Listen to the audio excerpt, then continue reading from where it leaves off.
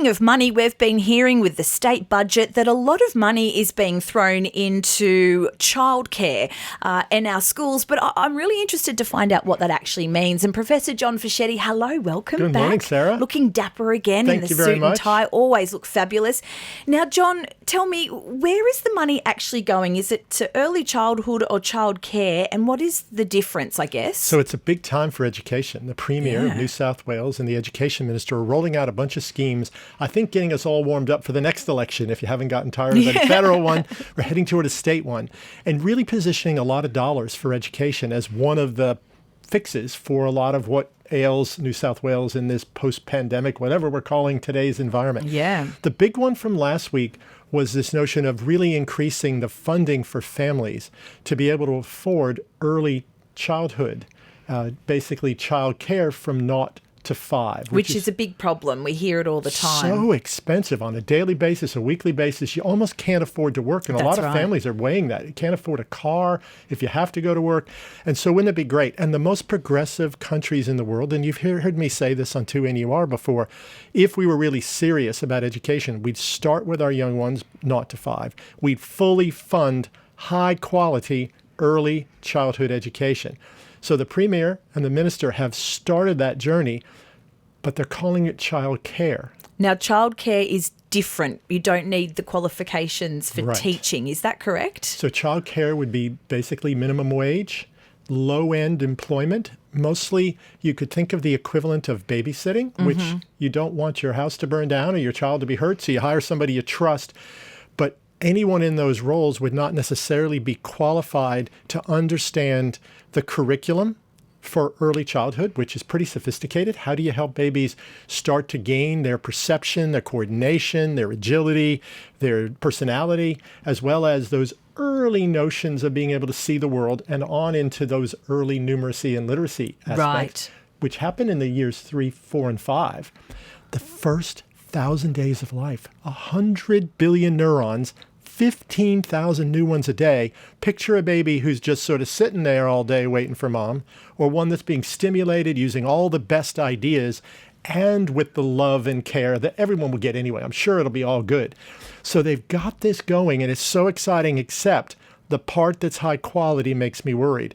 We need to pay early childhood educators what we pay teachers. They need to be trained with all the best approaches, particularly with kids who are born with any special needs, because many of those can be ameliorated so well with the great knowledge. And that can set a whole lifetime ahead in a trajectory for a child. So my worry is, this is like hiring cheap labor to mind your baby while you're at work rather than providing teachers to teach our children, obviously in age-appropriate ways. And John, there is a huge gap between what early childhood carers or teachers get paid compared to teachers. That's, they're certainly underpaid at this point in time. Massively underpaid and treated much more like the checker at Woolworths than the learning scientists that these really people are. If you think about your most precious thing in your life is your baby, and you're handing them off to somebody who will take care of them fine, but won't know how to really embrace the learning component of what's happening in the brain. The most growth we'll see in our lifetime. Do you want the best, or do you just want somebody minding the store? And I think we know the answer. So this is part of the way toward a really good idea. Okay. Now, the Premier has also come out and said that he's interested in bringing in the introduction of performance pay for teachers. It sounds okay, but I feel like there's layers to this. I think from those from industry who have worked in businesses a long time, if you do the best job, you should get the most money. If you stack the most boxes, you should get a little extra. That you pay per performance. Incentive.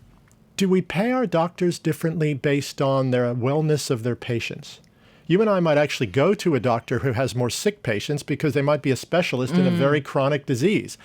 So I think it's a slippery slope now to adopt a policy that's already failed 25 years ago in the UK, 20 years ago in the US, that's now coming here as a new idea. It's actually a bad old one. It isn't the notion that we shouldn't reward teachers. It's the current salaries are mediocre at best and need to be elevated.